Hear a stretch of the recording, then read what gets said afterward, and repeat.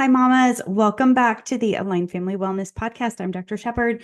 Today, we are going to be talking about one of my favorite subjects. It is all about breastfeeding and chiropractic care. And so, I really want to give you guys a good background as to why a chiropractor is so important in your breastfeeding journey. And I'm going to talk a little bit about breastfeeding in general and how babies can struggle with breastfeeding and what we can do to help your breastfeeding journey go so much better right here in our office in Central Illinois. So, we're going to talk about just babies in general. So, babies learn to swallow at 20 weeks in utero. So, they're swallowing that amniotic fluid. They are learning how to do that as early as 20 weeks. But if they are learning bad things in utero, if they've got tension already in the utero, they're going to have some compensations earth side. And so we can help with some of those compensations, some of that tension. But if they are starting to swallow at 20 weeks and born at 40 weeks, they've had 20 weeks of bad habits that we've got to unravel. And that does take some time. So the biggest thing I can tell you, mom, is just be patient in this journey. Things will get better, but be patient because baby really needs to relearn some bad habits. So it takes 6 cranial nerves, 26 muscles involved in breastfeeding. 8 muscle pairs are connected to or within the tongue for feeding. So that's 8 muscle pairings. That's 16 muscles are involved in just the tongue for feeding in general, plus 6 cranial nerves and 26 muscles in general, jaw, mouth, cranium, neck, in actually nursing. And so, why is a chiropractor so important? Because this is literally what we do. We work on the head, neck, jaw, and mouth. And so, it's so important. And, we want to go through the reasons why your baby's going to have trouble breastfeeding. And so, you're going to hear me say this a lot. Babies who struggle with breastfeeding, it depends on how they are birthed and how they baked, how their breastfeeding journey is going to go. How they are baked, births determines their breastfeeding. So how they bake, how they are in utero makes a difference. How their birth happened makes a significant difference on their breastfeeding journey. So let's take malposition. So let's take things like breech position, a transverse baby, shoulder dystocia, being stuck in the canal with your head and neck being stuck. What do all those do? Have you seen the pictures of the breech babies? If for those of you listening, like their heads are tipped and they are, scrunched in their mom in the upper part of the uterus because their neck is not supposed to be there. Their head and their neck are supposed to be down in the pelvis. If you are laying transverse, same way that baby's head and neck are being pressed up against the sides of the uterus. The shoulder dystocia, oh my goodness, that's where these babies get nerve issues from their shoulders getting stuck and they can't get through the pelvis. That just tractions on that head and neck. Babies who fail to progress, they are stuck in the birth canal. They are just, they're not descending. When mom pushes, they go down, they come back up, they go down and come back up. All that makes a difference, and it can affect the baby in their breastfeeding journey. And that is just how they basically live in you. They are in there for a long time. 9 months is a long time. So, not only do they have 20 weeks that they're, learning how to suck, they're also in weird positions for a lot of this time. And if they're really stuck in bad positions, it's going to affect their head, neck, cranium, and all of those 26 muscles and 6 cranial nerves. So we want to teach the baby earth side how to do certain things. And so to be able to breastfeed properly, they have to coordinate 3 movements. They have to be able to breathe, suck, and swallow all at the same time. It is a coordination. It is something that needs to happen in this beautiful manner where we're breathing, sucking, swallowing. If one of those things gets interrupted, if we can't breathe right when we're trying to swallow, breastfeeding is not going to go well. We have things like, where baby is slipping off the breast, where baby is not getting a good deep latch. They're just grabbing your nipple. It's painful when you're breastfeeding. Those are all signs and symptoms that something's going wrong, usually in the mouth or the neck. A lot of moms come to us for colic. And so what we usually find when they come in for colic is that we start way back in their, pregnancy through their birth history. And then we talk about latch. And a lot of times with colicky breastfed babies, their latch is poor. And when you have an improper latch, you're taking in a ton of air. And so you've got air in your belly with milk. And then these babies are gassy and fussy and just really, really uncomfortable. We also ask about how many pushes that you had when you were in labor. Every push puts a certain amount of force in through the head and neck of the baby. And so if you tell me that you push for 4 hours, that is going to affect your baby significantly different than a mom who pushed for 20 minutes. Then we have C-section babies that, they are being affected differently because they don't get to go through that vaginal canal. They don't have that cranial molding going through the vaginal canal. So sometimes they have some cranial issues in their bones that just their cranial bones aren't moving well, and that affects their jaw, their lip, their tongue. We also see preterm babies have a lot more trouble nursing. And preterm is anywhere, 36, 37, even 38 weeks, sometimes 39. But if you are 36, 37 weeks, those babies are going to struggle.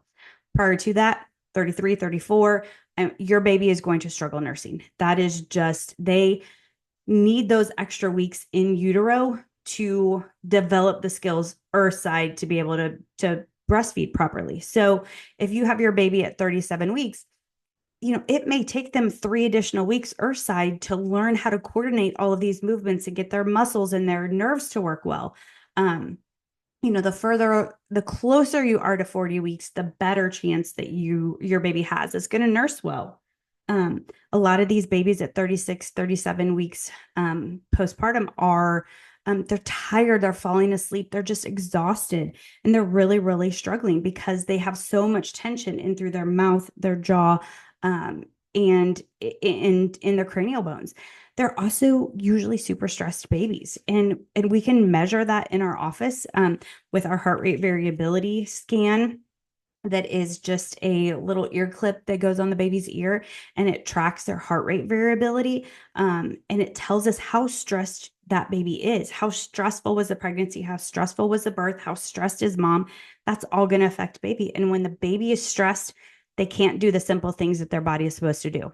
All they need to do is eat, sleep, and poop.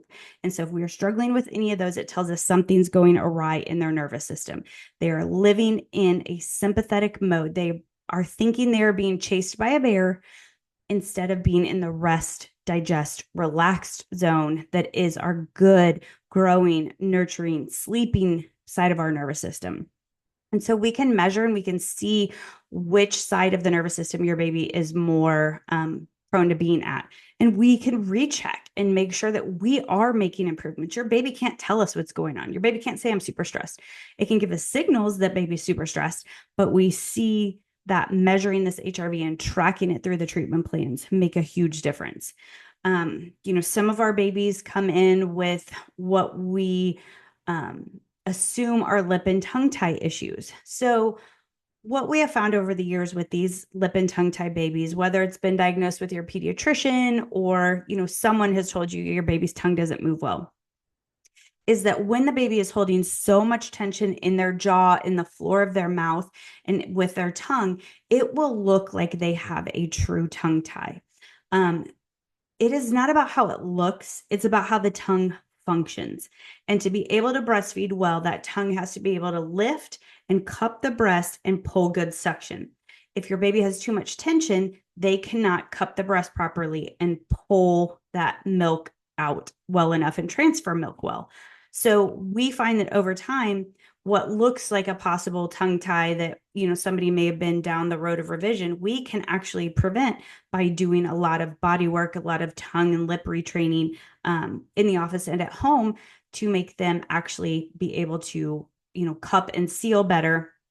And instead of putting them through a procedure that is really, really hard on them. Just know that breastfeeding is the most natural thing you're going to do.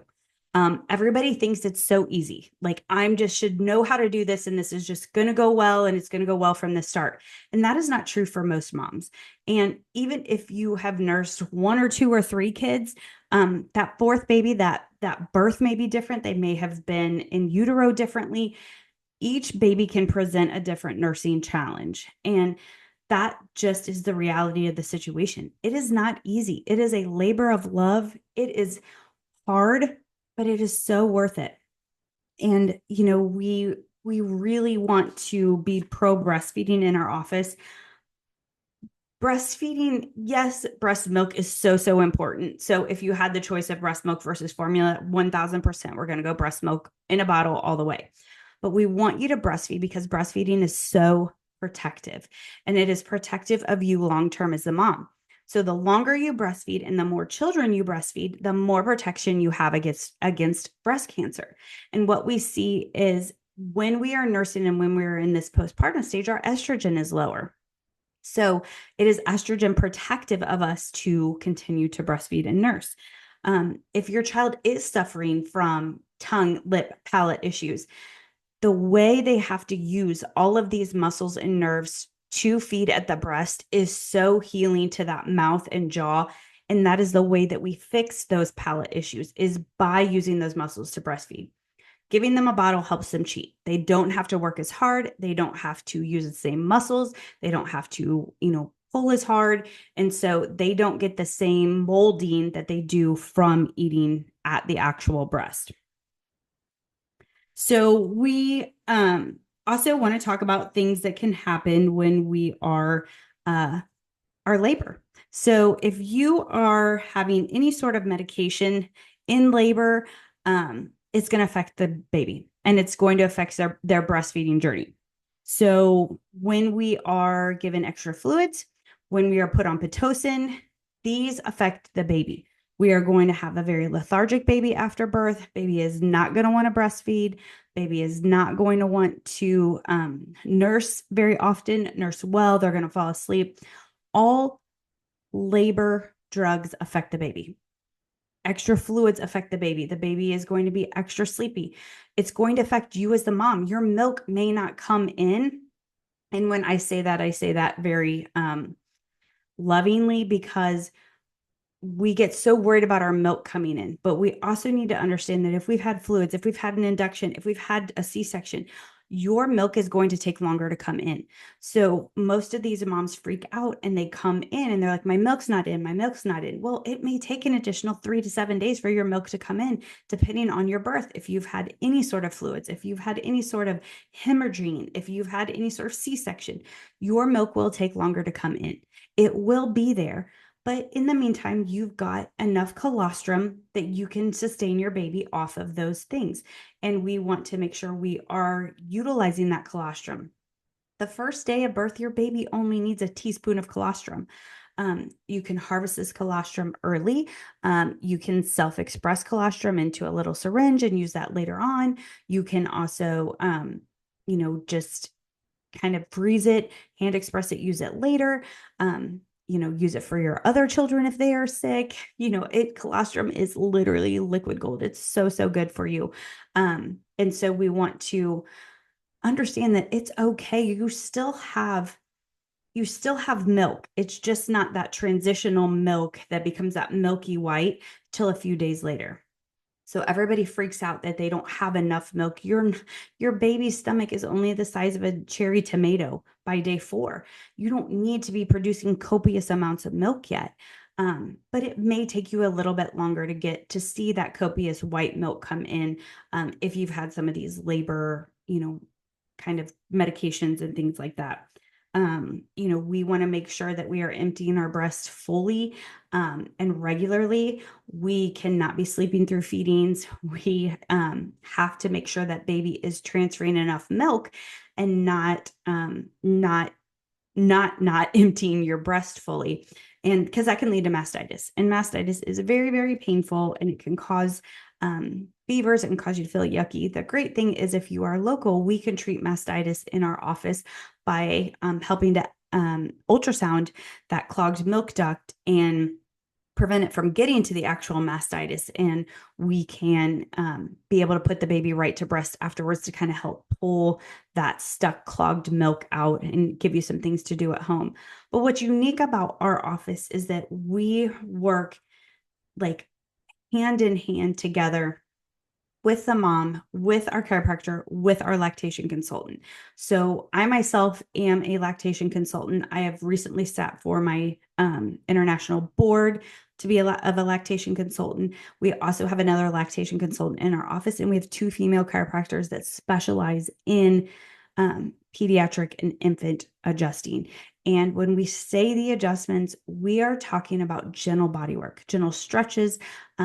We are doing our true work is more in the cranium, in the mouth, in the jaw, and we are stretching. We are gently trying to move these joints that are really, really tight. And we're only using the pressure of what it takes to check an avocado or a tomato, or when you go to press your eyelid.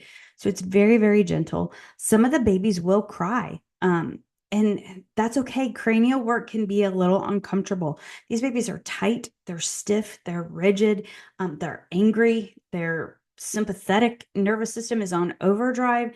They're just pissed. And so, they're not going to like us messing with them. And so just know that we're not hurting them. They're just a little uncomfortable. But our techniques are so specialized. We are so well trained in this.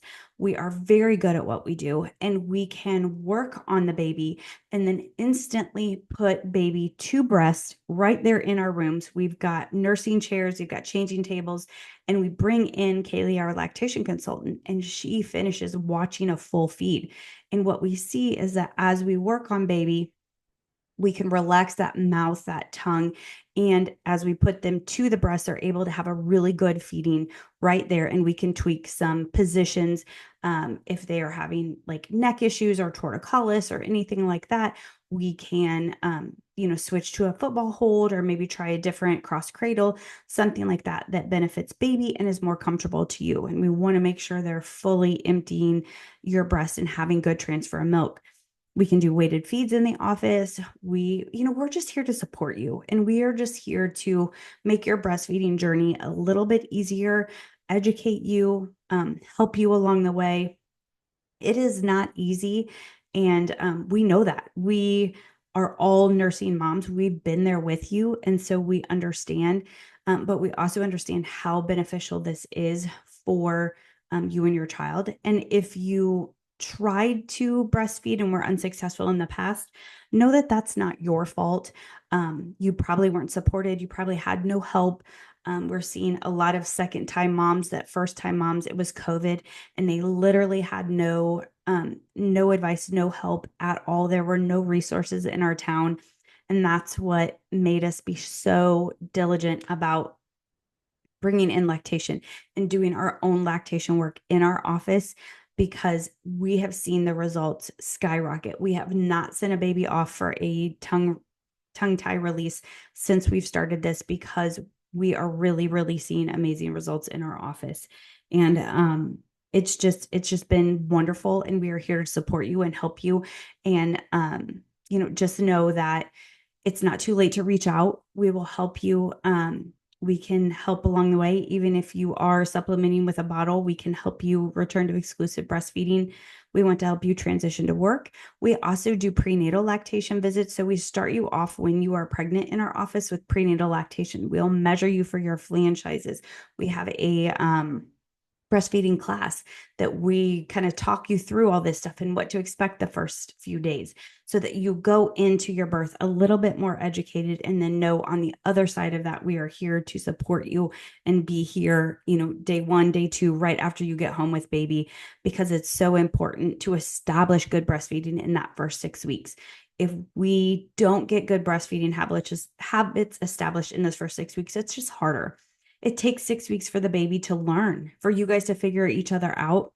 And, it can be even longer if they're a preemie, but we're here to help you all along the way. And so, please reach out to us if you have questions. You can register to be a new patient and bring your little one in to see us. Or if you are a pregnant mom, you can register. There's a link below in the show notes, or you can visit our website at alignfamilywellness.com. You can give us a call at 217-875-7151. We would love to take care of you. We would love to help you on this journey. And hopefully you found this informative and insightful. Please share with other mamas. We can't get the word out if we don't have more mamas helping us spread the word that we are here to help you. So until next time, mamas, I wish you the best. We'll see you then.